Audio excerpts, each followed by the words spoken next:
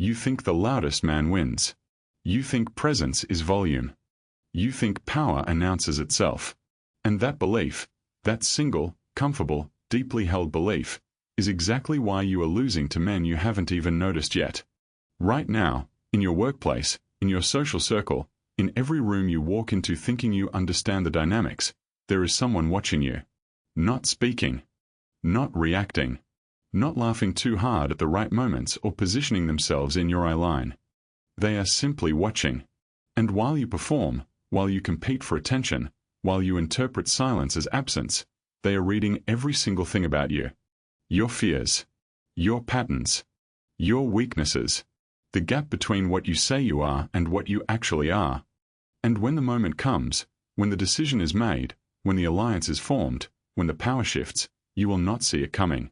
Because you were never looking at them. You were too busy being seen. Once you understand what I'm about to show you, you will never walk into a room the same way again. You will never mistake noise for power. You will never underestimate silence again. This is not motivation. This is not a self-help framework. This is the architecture of real strategic dominance, and it will rewire the way you read people, rooms, and reality itself. You cannot unsee this. So pay attention. The invisible enemy is not your competition. It is not the man who openly challenges you, the colleague who takes credit for your work, the person who undermines you in meetings. Those threats are visible. Visible threats are manageable. The invisible enemy is the illusion you've been living inside, the belief that power operates on the surface. Most people spend their entire lives performing. They perform confidence. They perform intelligence. They perform status. Every conversation is a stage. Every interaction is an audition. They speak to be heard, react to be noticed, compete to be validated. And they have been conditioned to do this. The world rewards performance, or so it appears. Applause goes to the extroverted. Promotions seem to follow the vocal. Attention flows toward the demonstrative. But underneath that performance economy, there is a different system operating. A shadow economy of real influence. And it does not reward the performer. It rewards the observer. Weak men talk because silence makes them uncomfortable. The average person fills every pause because emptiness feels like losing. They have been taught, by school, by culture, by every social environment they've ever navigated, that to be quiet is to be irrelevant. To say nothing is to see ground. So they speak. Constantly. Reflexively. And in doing so, they hand every card in their hand to the man sitting across from them who hasn't said a word. They want you to keep talking. Every system of control, social, professional, political, benefits from your willingness to expose yourself. Your opinions tell them what you value. Your reactions tell them what you fear. Your words tell them what you know and, more importantly, what you don't. Every time you open your mouth unnecessarily, you are not participating in the conversation. You are being processed. The question is not whether you understand this intellectually. The question is whether you are ready to actually change the way you operate. 500 years ago, Niccolo Machiavelli watched princes rise and fall, and he noticed something the historians missed. The rulers who lasted were not the most eloquent. They were not the most charismatic. They were not the most beloved. The rulers who survived, who consolidated power, who outlasted rivals, who bent the environment to their will, were the ones who had mastered the discipline of strategic restraint. Machiavelli wrote that the wise prince does not reveal his mind freely. He understood that information is a weapon, and every time you speak, you are either loading that weapon or handing it to your enemy. He observed that men are generally more moved by what they fear than by what they desire, and that the most feared man is never the one who makes the most threats. It is the one whose thoughts remain unknown. Because the unknown is infinite. The disclosed is finite. When men do not know what you are thinking, they project onto you every fear they already carry.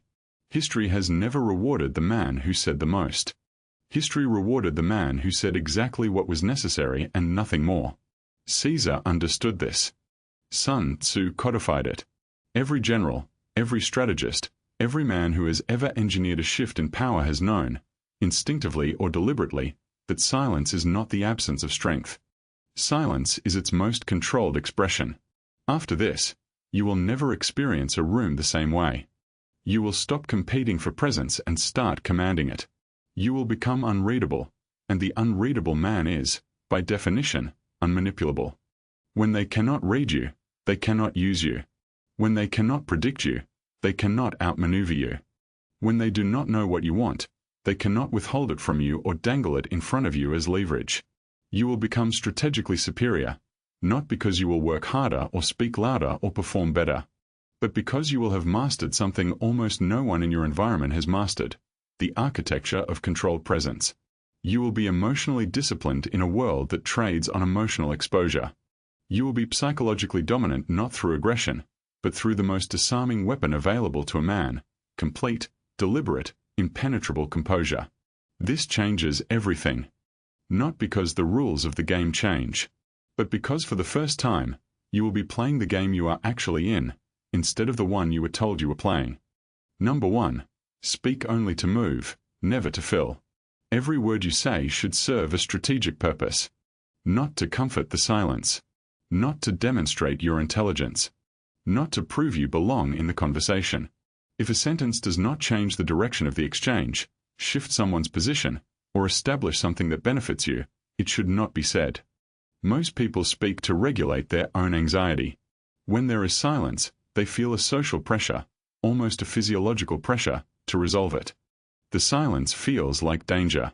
So they talk. And in talking, they reveal. They reveal their discomfort. They reveal their need for approval. They reveal that the absence of stimulus is intolerable to them. And to the man who is watching, this is data. Watch what happens in a high-stakes meeting. The room is tense. A decision hasn't been made. There is uncertainty. 3 kinds of people emerge immediately. The ones who talk to fill the void, the ones who talk to perform, and the one, almost always just one, who sits back, lets the others exhaust themselves, and then speaks. Once. Directly. Conclusively. That man controls the room. Not because he is louder. Not because he was the most prepared. Because he understood that information and emotional energy flow toward whoever needs them least. The man who does not need to speak has all the power in a room full of people who do. Write this down. Restraint is not passivity. Restraint is strategy. You are not saying less because you have less to say. You are saying less because you understand the geometry of influence, and you are positioning yourself accordingly. Every unnecessary word you eliminate from your communication is power you reclaim. Stop filling. Start moving. Number 2. Let them project. Never correct the projection. When people do not know what you are thinking, they will tell you exactly who they are by what they assume about you. This is one of the most powerful psychological dynamics you will ever exploit, and almost no one knows it is happening. When you are quiet, people fill your silence with their own narrative. If they are insecure, they will read your silence as judgment and act defensively. If they are aggressive, they will read it as weakness and overplay their hand. If they are fearful, they will read it as danger and try to placate you. In every case, they reveal themselves completely while you reveal nothing. The average person, when they sense someone is unreadable, feels compelled to make them readable. They probe. They test. They push. They try jokes, provocations, flattery, all to get a response, all to see the shape of what they're dealing with. And if you understand this, every one of those attempts is an intelligence source. You are learning their strategy by watching them deploy it against your silence. The temptation, and this is where most men fail, is to correct misreadings. Someone assumes something about you that isn't accurate, and the impulse is to clarify. Don't. Unless that misreading actively damages your strategic position, let it stand. Let them build a map of you that you never confirmed. Because that map is wrong. And operating from a wrong map in a chess match against a man with the real map, that is not a competition. That is an execution. Machiavelli called this the art of the fox. The lion fights by force. The fox wins by deception. Not deception of malice, deception of opacity. The man who reveals nothing deceives simply by existing in the space between what others project and what is actually true. Comment. I move in silence. Let them project. Never correct. Watch them lose. Part 3. Time your moves like a weapon, not a reaction. The reactive man has already lost. He responds because he was triggered. He acts because he was provoked. His timeline is set by someone else's agenda. And this is the most insidious form of control, the kind you don't feel because it disguises itself as normal interaction. When someone does something to you, disrespects you, undermines you, takes from you, the immediate emotional response is to react. To correct it in the moment. To make sure everyone in the room knows you are not to be played with. And this is the trap. Because the moment you react, you confirm that you can be moved. You demonstrate your pressure points. You show them exactly how to get a response from you. And the man who knows how to move you controls you, even if you think you just defended yourself. The patient man operates on a completely different timeline. He registers. He files. He waits. Not because he is passive. Not because he is afraid. But because he understands that timing is itself a weapon, and the man who chooses when to act holds a structural advantage over the man who simply acts when acted upon. Think about every time you reacted too quickly and regretted it. Every argument where you said the wrong thing in the heat of the moment and handed the other person exactly what they needed. Every situation where you moved impulsively and someone calmer than you simply let you exhaust yourself and then stepped into the space you created. That person was operating from this principle. Whether they could name it or not. The Machiavellian operator does not match energy. He absorbs it. He catalogues it. He decides, independently, on his own schedule, what the appropriate response is and when it should be delivered. And when that response comes, it doesn't feel like retaliation. It doesn't look like emotion. It looks like a decision. And a man making decisions, rather than a man reacting to provocations, is a man in control of the environment. Burn this into your mind. React, and they lead. Wait, and you lead. Every time. Number 4. Disappear strategically. Presence is rationed, not given. Availability is the enemy of mistake. The man who is always there, always accessible, always responsive, that man has no scarcity. And in every environment that human beings create, scarcity drives value. This is not economics. This is psychology. It is instinct. The thing that is always available is never fully valued. The thing that appears and disappears, that is never fully understood, never fully predictable, commands a disproportionate amount of attention and respect. Most people are addicted to presence. They want to be in every room, part of every conversation, included in every decision. Not for strategic reasons. For emotional ones. Because being excluded feels like rejection. And rejection, to the man who has not done the work, is unbearable. So he makes himself available. He shows up. He participates. He is reliable in the way that furniture is reliable. Always there. Never commanding. The strategic man rations himself. He appears when his presence shifts something. He is absent when his absence communicates more than his presence would. He does not chase inclusion. He creates situations where inclusion is extended to him, sought, requested. Because the man people want in the room is never the man who is always in the room. It is the man whose absence is noticed. Think about the most powerful people you have ever observed, in business, in social dynamics, in any competitive environment. They are not everywhere. They move deliberately. Their appearances carry weight because those appearances are not guaranteed. When they speak, the room adjusts, not because they demanded adjustment, but because the rarity of their engagement has created an ambient attention around them. You are not meant to be comfortable and accessible. You are meant to be compelling. And compelling men do not give themselves freely. They are earned. If this resonates with something you've felt but never been able to name, subscribe. This is where that education lives. Number 5. Master the expression of nothing. Your face is a broadcast tower. Your body is a confession. And right now, you are leaking information through every micro-expression, every posture shift, every moment of eye contact you break too early or hold too long. The man who reads bodies reads minds. And if you haven't trained your body to say nothing, you are an open book being read by people who have never introduced themselves. Most people think emotional intelligence means expressing emotions skillfully. That is half the equation. The other half, the more powerful half, is the discipline of non-expression. The ability to receive information, process it internally, and return to your baseline without showing the processing. When someone says something that threatens you, your body reacts before your mind can intervene. The jaw tightens. The breathing shifts. The eyes move. And to the man who is watching, and there is always a man watching, that reaction is confirmation. It tells him he found the edge. Now he knows where to push. The man who shows nothing forces the other person to operate blind. They don't know if they landed the blow. They don't know if you're unbothered or devastated. They don't know if their information moved you or fell flat.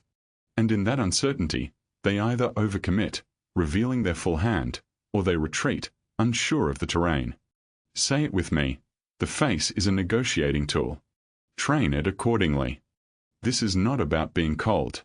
This is not about emotional suppression in the psychological sense.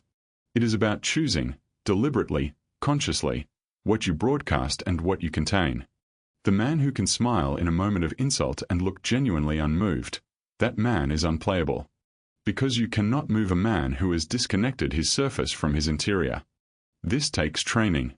It takes the kind of deliberate practice most men are never willing to commit to because it requires sitting in uncomfortable situations and overriding the biological impulse to react. But the man who completes that training, that man is something different. Something most people in your life have never encountered. Number 6. Know everything. Confirm nothing. Information is the only real currency. Not money. Not status. Not connections. Information.